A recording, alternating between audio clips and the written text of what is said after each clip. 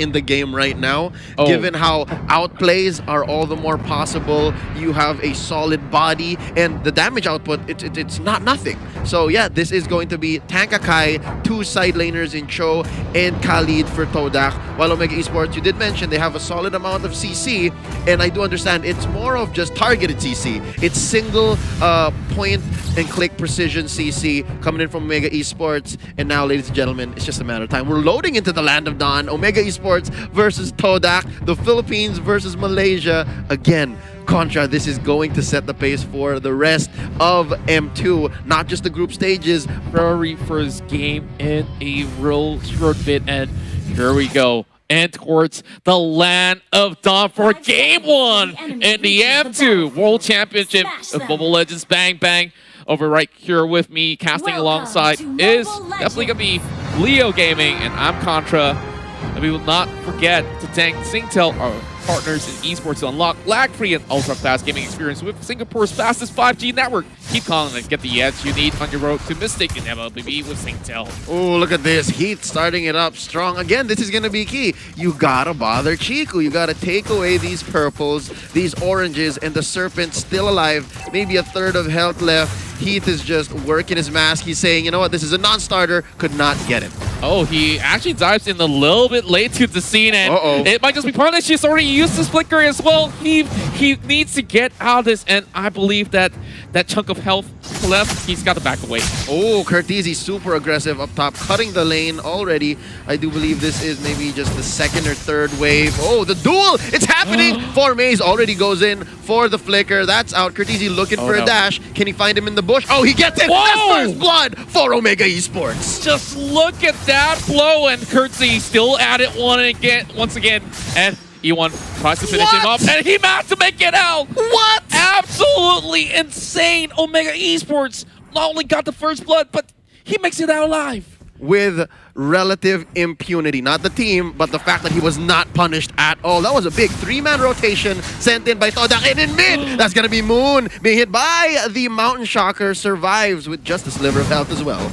Yeah, and I am definitely excited to see what goes up next. A lot of all these flickers have already popped up from the side of Todak, and they are forced to play passive all the way. Now, Kenji is also controlling his lane relatively well, so if they were to choose to roam, definitely could be great. Now, looking at this, we got it all wrong during the draft, I must admit. It's actually the Ruby and the Khalid, and then the Benedetta and the Cho facing off. Now, Heath just checking the bush, seeing who wants in. E1 goes for the bite, now starting this very first turtle. Again, we talked about this in the pre-game discussion.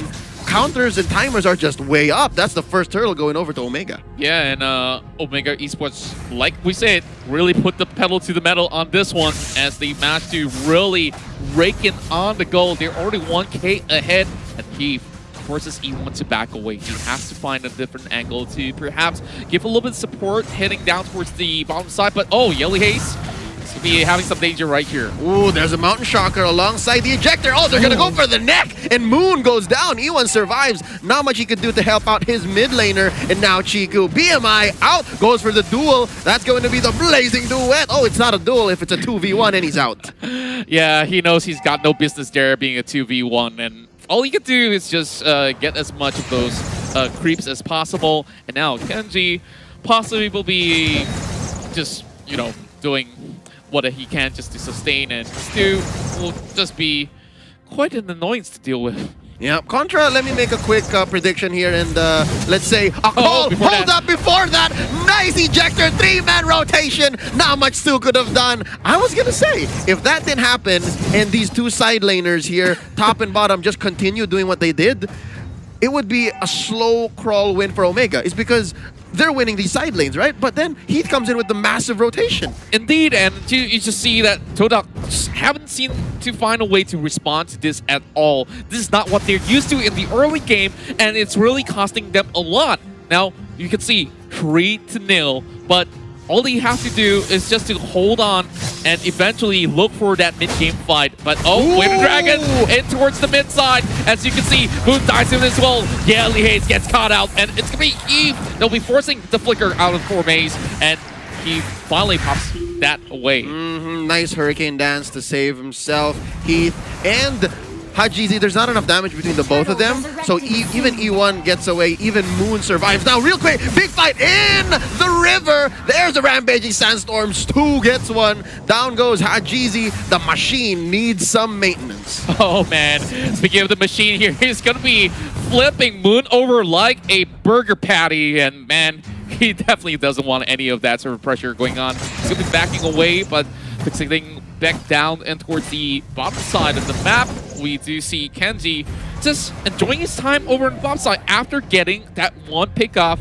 And of course, that might just happen again to that Khalid if he's not careful enough. But over the KZ side, the 1v1 is commencing. I love it how top lane here is all about just the mechanically skilled heroes. It's just, yeah, the Shunpos and just the dashes on the Cho versus the parries coming in from Cortese, and the dashes is infinite, right? But right now, look at this. Kenji, with the help of Hajizi, of course, off camera. That's going to be the Mount Shocker checking him out. Ooh, trap set in. Quick take on the turtle first for a good fight. Here we go, charging it up. Let's see what happens. Blazing the Wet out. Chico, I love how he's so disciplined. Yeah, he's definitely holding on towards that trigger at the moment, and for me, it's just getting as much vision as he can. Just looking at the itemization right now, we do have Stu already having half the season. Oh, it's going to be Eve that will be able to pull E1 right in. And that is definitely quite a worrisome affair. But, well, we do have the Demon Hunter Sword out as well for the side of Chiku, so that's going to be great. Yep, but right now there's a top lane fight here extending into the river. E1 just hops out, 1,000-pounder to save himself. Oh, there's a flicker and an arrow for good measure by Moon, saving his teammate, and that's going to be another failed engage. Okay, so the first 5 minutes were relatively action-packed, and I think these two teams now respect each other a little more. Now May's looking for an engagement, and he backs out. Arrow finds no target, blazing the way by Chiku, going 1v1 against Kenji. Yeah, I don't think Kenji should pick this fight. He'd get kited. Yeah, definitely he has already had a lot of his HP down, but he gets back up, quickly regens, and all the way back in. Stu is going to be engaging right here with the Sandstorm, and this 1v1 is not looking in favor of the side of Kenji. He opts out with the flicker. That's going to be a fight that he does not want to pick up. And ooh, Maze already picking up the Blade of Despair. He means business as he takes these smaller creep camps up top. But now, that is a Hurricane Dance that E1 regrets. And there's an ejector on the Chiku. The first death for the jungle player for Todak. And there's some revenge on the Yelly Haze. But Hajizi gets the third one. Will there be a fourth? No, it's going to be a trade instead. Heath is still alive. How did he survive? I don't understand. They went in 1-by-1 and easily give up the mid lane tower, and Omega Esports just got so many freebies going their way. They're definitely enjoying what they can possibly take at the moment. Not a single turtle missed, and now they're going to take their third after that quick rotation and conversion in mid after what I believe was a 3-for-1. Yeah, and I definitely think it's not even worth it for them to really dive in towards the side of Heath. Like, what do you actually get by just shutting down a jaw hit? Absolutely nothing. And now E1 getting caught out again, and you can just see Heath is just in every single one of these team fights. And already Mr. Fundamentals, as some folks would like to call him, sitting at 1-0-5. And here's the thing, Contra, do note, he is playing with Pull Yourself Together, so you kill him, he comes back all the sooner. He doesn't care. That's right, Leo. Like, all you have to focus on is all these sort of hyper carries coming out online. And oh, one more injector all the way to the back. They cast the Selena, and Moon is out of it. Picture right now. Omega 8-3. Wow, Moon was just thinking like about what he's gonna have for lunch, and he's like, hold up, there's 3 members of Omega on me. I was not planning for that, and I think Todak, they were thinking maybe a step ahead, and they were like about to rotate, but it was just too late. Again, the fact that Yelia is here, has the Eudora, means he's playing for the neck. He's playing for keeps, and there's another one. Ejector into the back. E1 goes for the Hurricane Dance. They just need one more hit, and oh, not enough Smart Missiles to finish the job, and there's a hook in by Kenji. Going for the finish is Hajizi. That's a double. Moon goes down finally, and another turret. Well, what can I say? It's just a straight-up stomp right now where you could just see Heath outright bullying this Akai. Every single time he sees that panda's going to go extinct, and seems like there's going to be another one biting the dust. And once more, E1 goes down. Ooh, Stu tried to help. I see that. Stu tried to help. Goes in with the Rampaging Sandstorm. I'll stun him. Let's see what happens. Oh, it's not enough. He survives. He goes back in. And I think Quick Sand Guard would have been a little too dangerous given that Yelly Haze was there as well. Could have gone for the stun. Stop the shenanigans. And right now, the map is looking mad blue, Contra. It's looking mad blue. And Omega Esports, this is what they're good at. Again, they know the steps between A, B, and C. You take them to like maybe J and K, things get a little shady, but it's not gonna happen because they get another one. Stu goes down in mid. Kenji gets caught out. Oh, he hooks him in! He hooks him in! They despair! They I'm sorry, I'm losing my words. It's because it's just too crazy. What was that? The flicker and hook? The flicker and hook? Wow! We gotta catch a replay if we can because that was absolute beauty. I've lost for words, but you know what? Go ahead, take the Lord. I think Todak is pretty much done for now. That was ridiculous. That was what, 3 people underneath the turret. He goes for the hook, flickers away, feeds Chico and the rest into the rest of Omega Esports. That's the wrong team, but you know what I'm saying? Like these stickers, okay. Yeah, they're in other groups, but wow, Omega Esports sitting at 14-3.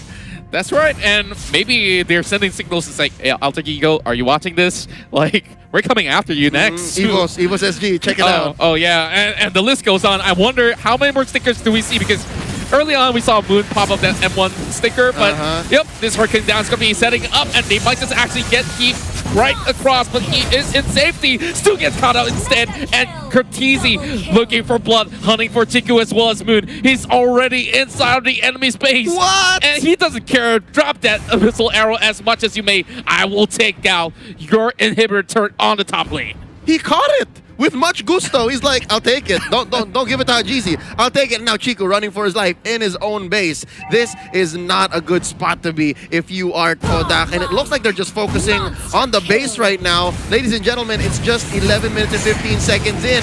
Mid lane gonna be as well. The next target, another ejector onto E1. And ladies and gentlemen, it's just a matter of time. That's gonna be game 1 going over to Omega Esports. And now the Philippines will top the groups. At the moment, Omega really represented it well with them hungry for the first win, and the champions of MYSG will suffer a first round defeat. But hey, all's not over just yet because this is just 1 out of 3 games in this best of 3 format. So we still got perhaps 2 more to go. Yep, this is what, a 12-minute game, maybe even under, and I don't know.